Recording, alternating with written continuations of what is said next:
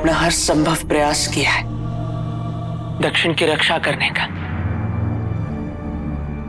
किंतु अपने दायित्व की पूर्ति करने में यदि मुझसे निजी या सार्वजनिक रूप से कोई भूल हुई है तो मैं क्षमा प्रार्थी हूं। नहीं पुत्र, तुमसे कोई भूल नहीं हुई है। भूल तो मुझसे हुई है,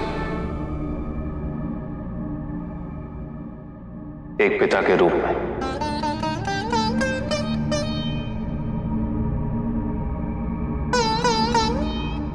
इसीलिए मेरा पुत्र मुझसे अपने हृदय की पीड़ा व्यक्त करने में इतना संकोच कर रहा है। नहीं पिताजी,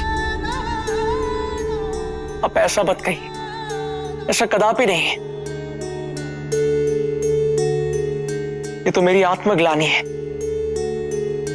जिसे व्यक्त करने में मैं असमर्थ हूं। मैं सदैव ऐसा प्रयत्न करता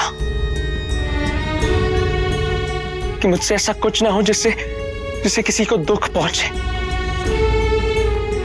किसी के सम्मान पर आघात हो। किंतु कुछ व्यक्ति मुझे विवश कर देते और मैं विवश हो जाता।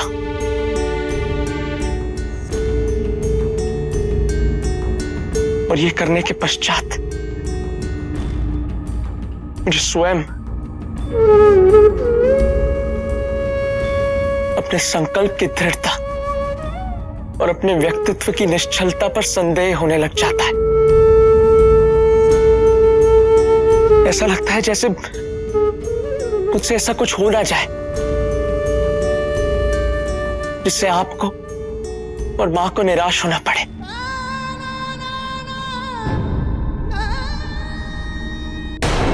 कार्तिकेय ने मुझे चेतावनी दी, उस बालक ने देवराज इंद्र को चेतावनी दी, और हम कुछ नहीं करेंगे, ऐसे ही हाथ पे हाथ रख के बैठे रहेंगे।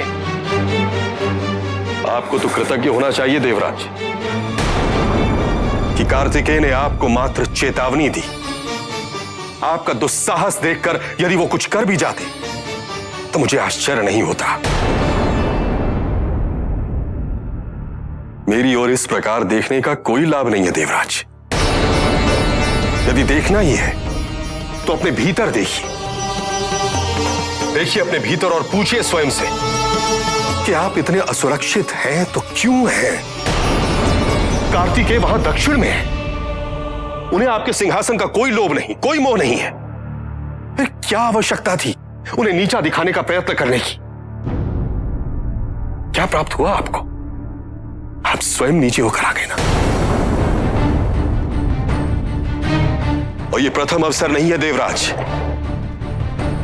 इसके पूर्व भी आप कुमार से पराजित हो चुके हैं। और देवराज, कार्तिकेय से आप कदापि नहीं जीत सकते। वो शिव पुत्र है, पार्वती पुत्र है। और ये हट कैसा है देवराज, किस लिए है? क्या प्राप्त होगा आपको इस हट से? देवराज, हम सबको तो महादेव और उनके परिवार का कृतज्ञ होना चाहिए। उन्होंने सदैव आप देवताओं की रक्षा की है। सदैव रक्षा की है, सदैव अपमानित किया है उन्होंने मुझे। पिता और पुत्र ने एक अवसर नहीं छोड़ा मुझे नीचा दिखाने में, और आप कहते हैं कि मैं उनका सम्मान करूं? यह कह कि आप स्वयं मुझे अपमानित कर रहे हैं देवगुरु। अपने अपमान की परिस्थितियां आप स्वयं उत्पन्न कर रहे हैं देवराज। अमृत पीने के पश्चात पुनः अहंकार में आप असुरों का तिरस्कार करते रहे। इसीलिए महादेव को यक्ष का रूप धारण कर आपको दर्पण दिखाना पड़ा। और कार्तिकेय नहीं आए थे आपके पास, आप स्वयं गए थे उनके पास, उन्हें अपमानित करने की मंशा लेकर। ऐसा करके आप स्वयं को असुरों की श्रेणी में ले आए हैं देवराज। स्मरण रहे देवराज, प्रत्येक बार आपको ही पराजित होना पड़ेगा।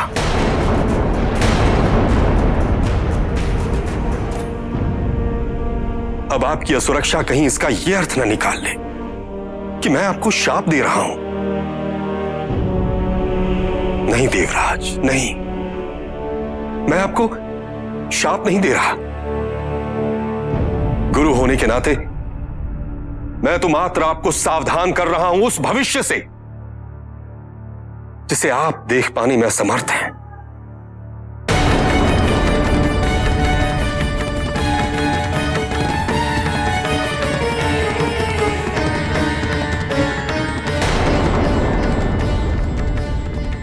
जीवन में ऐसे व्यक्ति आवश्यक होते हैं।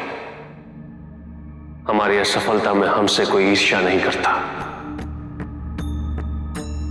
कोई हमसे असुरक्षित नहीं होता। यदि कोई हमसे असुरक्षित हुआ तो इसका एक ही अर्थ है कि हम अपने उत्तरदायित्व, अपने कर्तव्य में सफल हो रहे हैं। हमने जिस मार्ग का चयन किया है वो सही है। जिस उद्देश्य हेतु हम प्रयत्नशील हैं वो उचित है।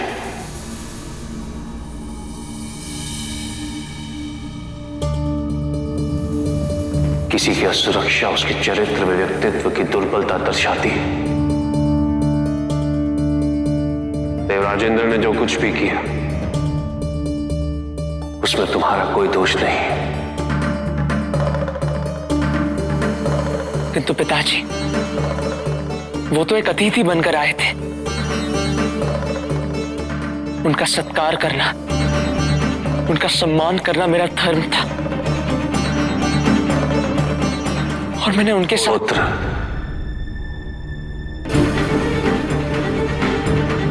अतिथि यदि आतिथ्य का सम्मान न करे, यदि वो स्वयं मर्यादा का उल्लंघन करने लगे,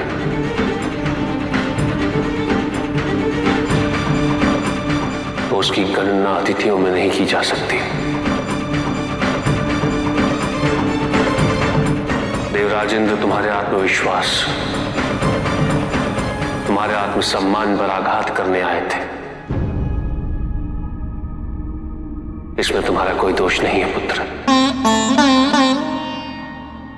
अभी तो जिस परिपक्वता, जिस संयम के साथ तुमने उनका सामना किया, उससे मैं अत्यंत प्रसन्न हूं।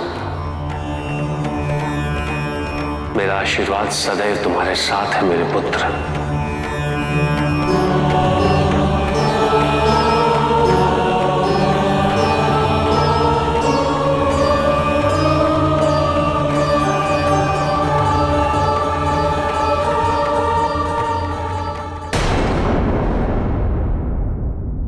जाइए और संभालिए अपने स्वर्ग को। मुझे आपके सिंहासन का कोई भी मोह नहीं, और यदि मोह सिंहासन का भी होता ना तो वो मैं आपसे ले ही लेता। कार्तिकी ने सहसा मेरे सिंहासन की बात क्यों की? इस बात में कोई भी संदेह नहीं है। कितने वर्षों के बाद भी उसके मन में मेरा सिंहासन हड़पने की इच्छा जीवित है, किंतु मैं ऐसा कदापि नहीं होने दूंगा, कदापि नहीं। इससे पहले क्यों मेरे विरुद्ध कोई योजना बनाए, मैं उसकी मति भ्रष्ट कर दूंगा। हाँ।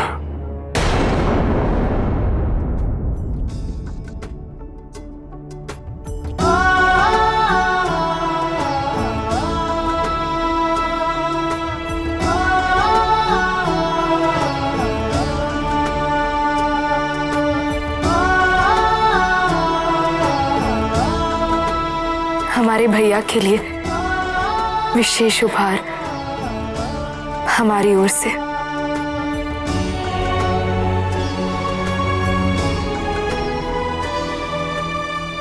नहीं,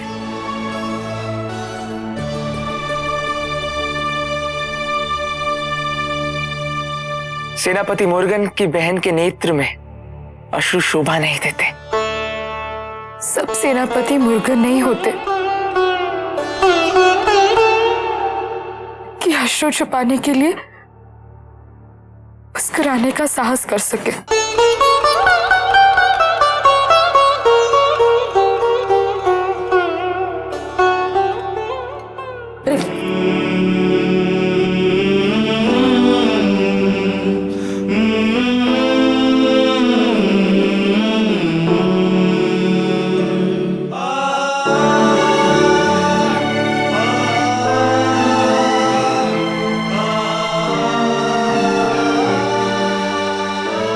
प्रस्थान का समय हो चला।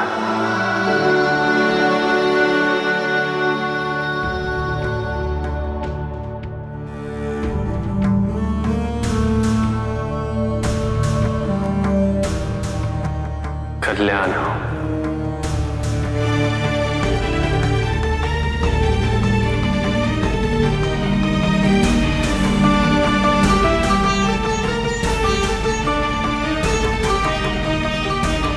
पार्वती,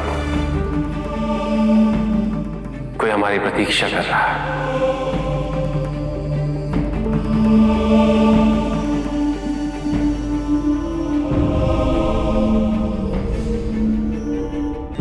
ओम नमः शिवाय, ओम नमः शिवाय, ओम नमः शिवाय, ओम नमः शिवाय, ओम नमः शिवाय, ओम नमः शिवाय, ओम नमः शिवाय, ओम नमः शिवाय, ओम नमः शिवाय। ये कौन है पिताजी?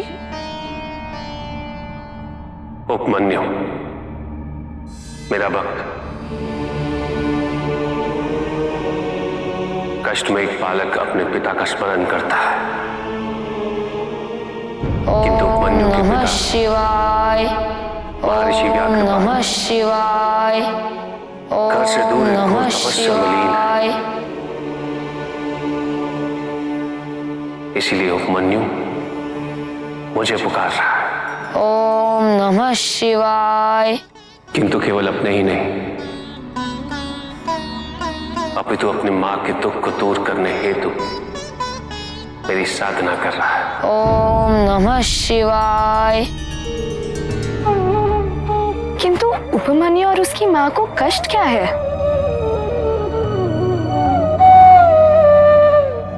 पिता के दूर जाने के पश्चात उपमन्यु अपनी मां के साथ अपने मामा के घर रहने आया था। निर्धन होते हुए भी उपमन्यु के मामा उदार हृदय के थे। बहन, हमारी दरिद्रता से तो तुम पहले से ही अवगत हो, इसलिए गांव के दूर यहीं समीप एक कुटिया में रह रहे हैं। यदि तुम्हें कष्ट ना हो तो तुम भी रह लो। अवश्य भैया। उनका आहार केवल कंदमूल ही था। चलो पुत्र, खा लो। नहीं माँ, मुझे कंदमूल अच्छा नहीं लगता।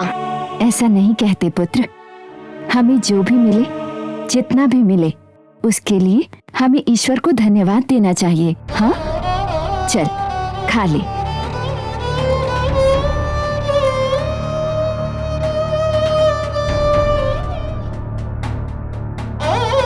उपमन्यु के मामा के घर दूध नाम मात्र ही आता था, और वो भी केवल देव अर्चन करने ही था। उपमन्यु प्रतिदिन अपने मामा को देव अर्चन करते देखता था। उसने कभी भी दूध का सेवन नहीं किया था। ओम नमः शिवाय, ओम नमः शिवाय। किंतु वो दूध का स्वाद अवश्य लेना चाहता था।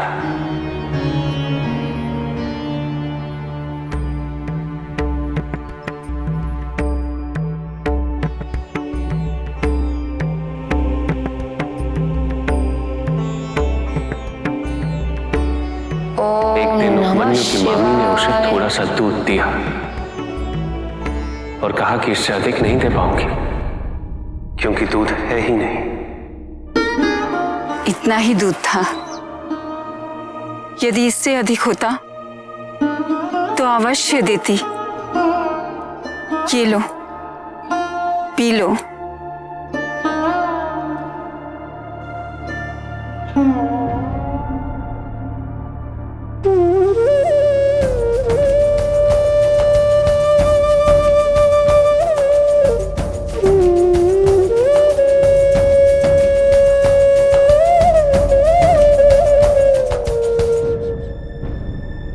पुत्र, मैं जानती हूँ तुम्हें दूध का स्वाद बहुत अच्छा लगा, किंतु मैं और दूध नहीं ला सकती। तुम्हें तो पता ही है ना कि तुम्हारे मामा के ऊपर हम लोग पहले से ही बोझ हैं। हम उनसे कुछ भी नहीं मांग सकते। उपमान्यु को और दूध नहीं मिला?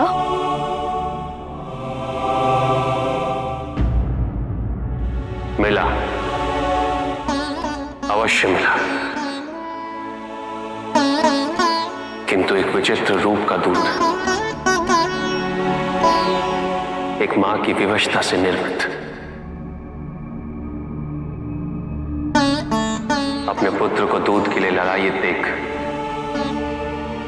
उपमन्यु की मां ने चावल को पीसकर जल में मिला दिया।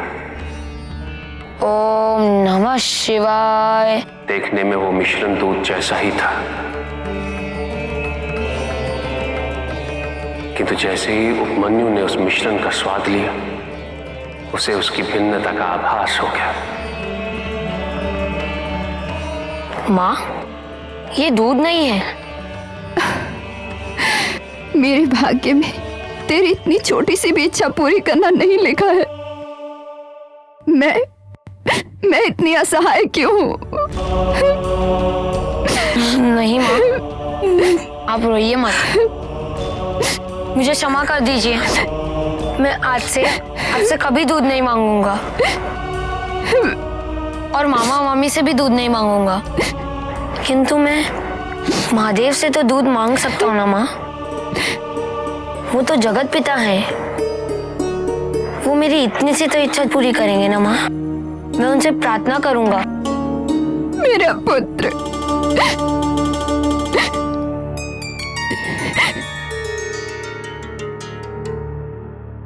किंतु आप ये दूध मेरे लिए और एक बार बना दीजिए माँ।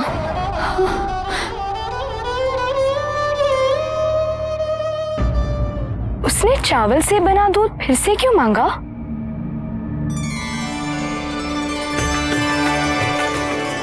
सच्ची श्रद्धा और भक्ति से अर्पण किया गया चावल से बना दूध कामधेनु के दूध के समान पवित्र होता है। तब से उपमन्यु मेरी साधना कर रहा है। कठिन से कठिन परिस्थितियां उत्पन्न हुई, किंतु उपमन्यु की साधना में अवरोध उत्पन्न नहीं कर सकी।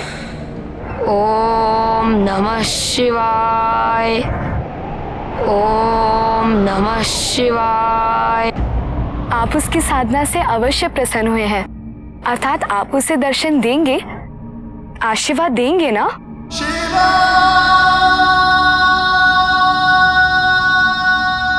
अवश्य।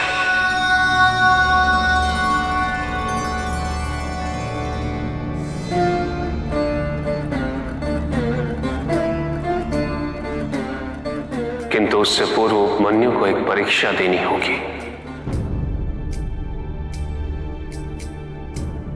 कैसी परीक्षा पिताजी?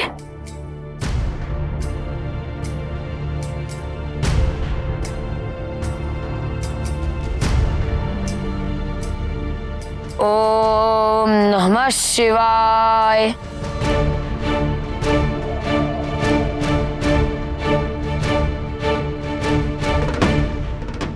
ओम नमः शिवाय।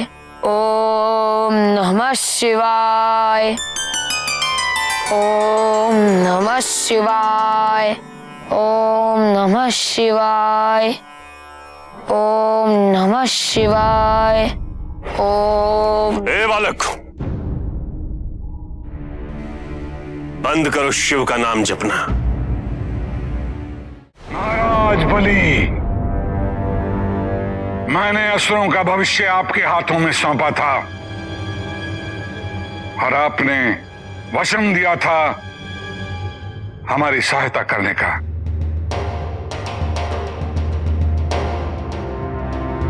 क्या किया आपने? वो अनर्थ जिसकी अपेक्षा कोई शत्रु से भी नहीं करता। आज मैं प्रत्येक असुर के मन में उठ रहे प्रश्न और आशंका का उत्तर लेने आया हूं आपसे।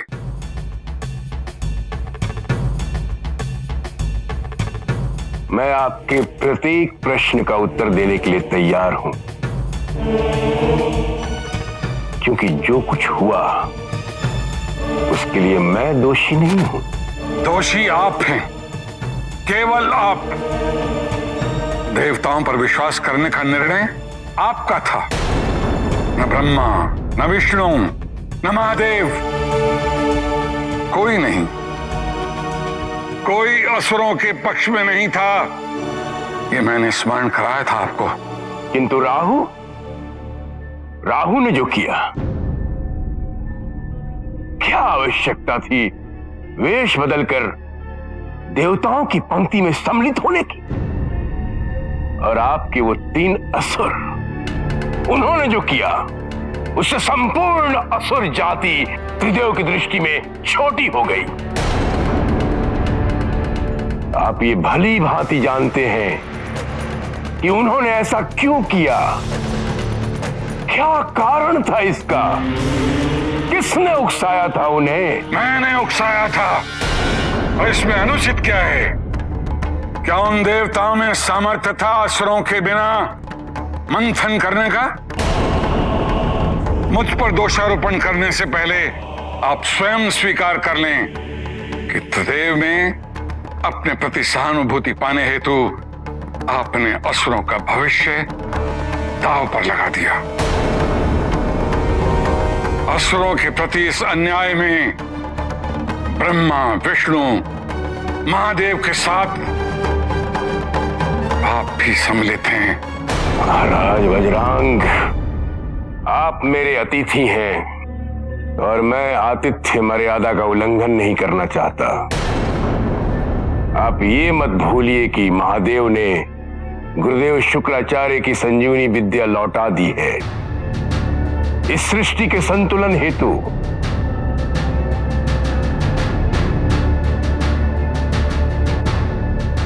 क्या आपको इसमें न्याय नहीं दिखाई देता? आपको दिखेगा भी कैसे? आप तो अपने पुत्र और पौत्रों की मृत्यु तक नहीं देख पाए, जबकि महादेव से जिसने भी शत्रुता की है उसकी मृत्यु निश्चित है।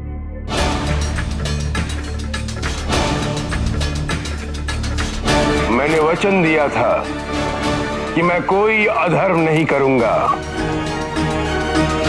और अब आपके इस छल से परिपूर्ण योजना में मैं सम्मिलित नहीं हूं।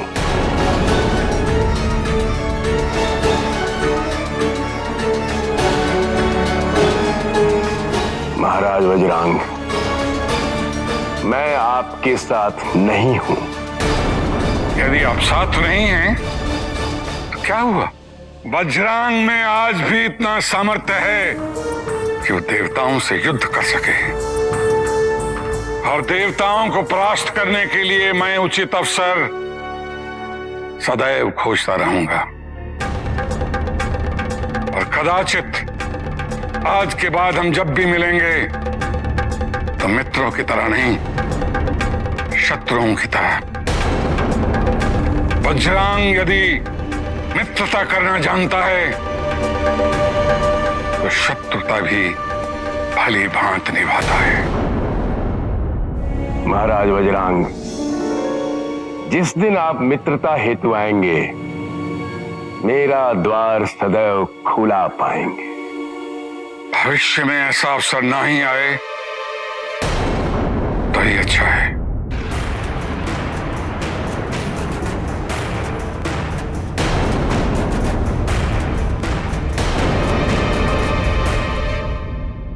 क्षमा करें, आप कौन हैं? मैंने आपको पहचाना नहीं, और आप मुझे शिव जाप करने से रोक क्यों रहे हैं? क्योंकि तुम्हारे महादेव की उपासना करने से कोई लाभ नहीं होता। तुम्हें मेरी भक्ति करनी चाहिए। मैं तुम्हारी सारी इच्छाएं पूरी कर दूंगा। मेरी शरण में आओ बालक, मैं तुम्हारा जीवन परिवर्तित कर दूंगा। क्षमा करें, पर हमारी माता कहती है कि हमें बड़ों का आदर करना चाहिए। आप मुझसे बड़े हैं और महादेव तो आपसे भी बड़े हैं।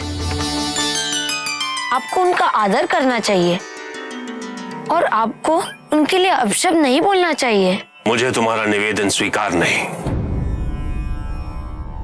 मैं तो तुम्हारे महादेव का आदेश भी न मानू।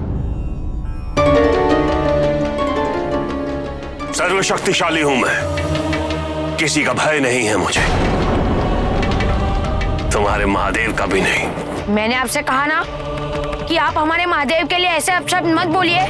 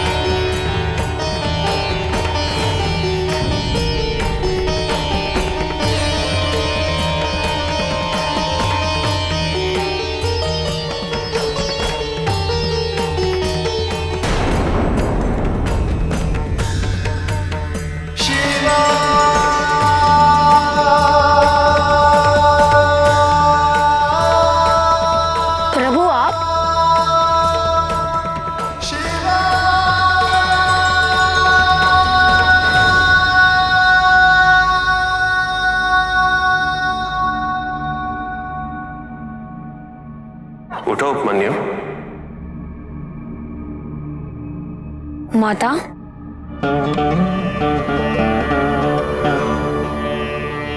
प्रभु मुझे क्षमा कीजिए, मैं आपको पहचान ना सका और आपका तिरस्कार कर बैठा।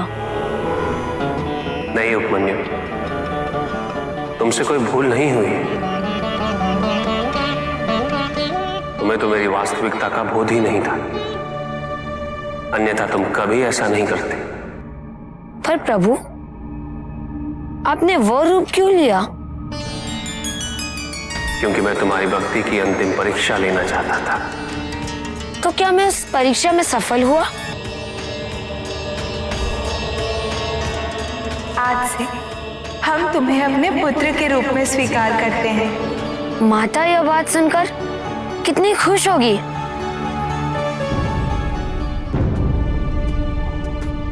मैं तुम्हारी तपस्या से अत्यंत प्रसन्न हूं।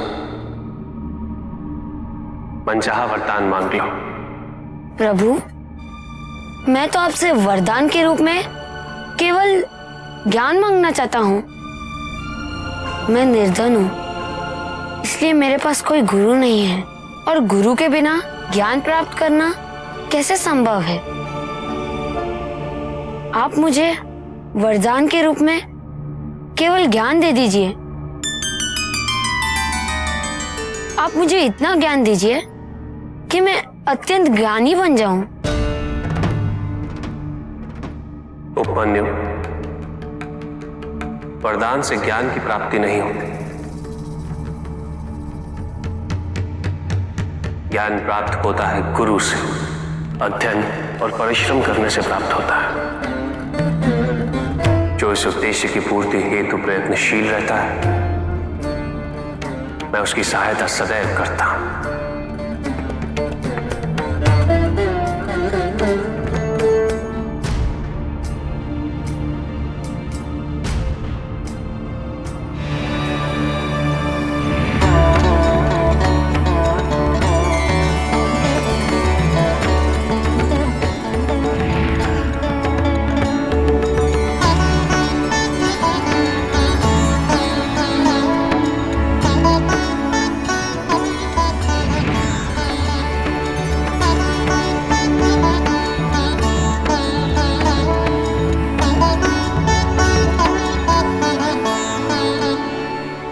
ये लो, ये सब तुम्हारे लिए है पुत्र।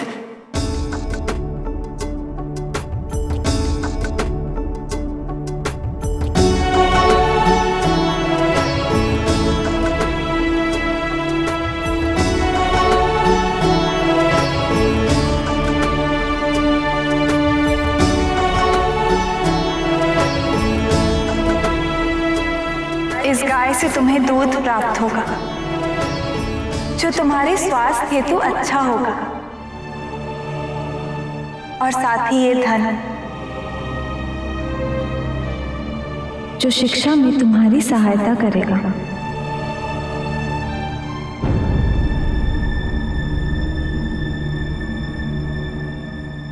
और शीघ्र ही अपनी शिक्षा आरंभ करो।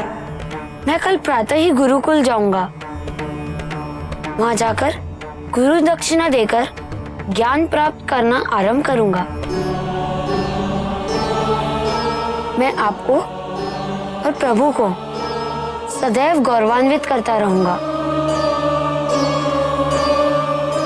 ये मेरा वचन है।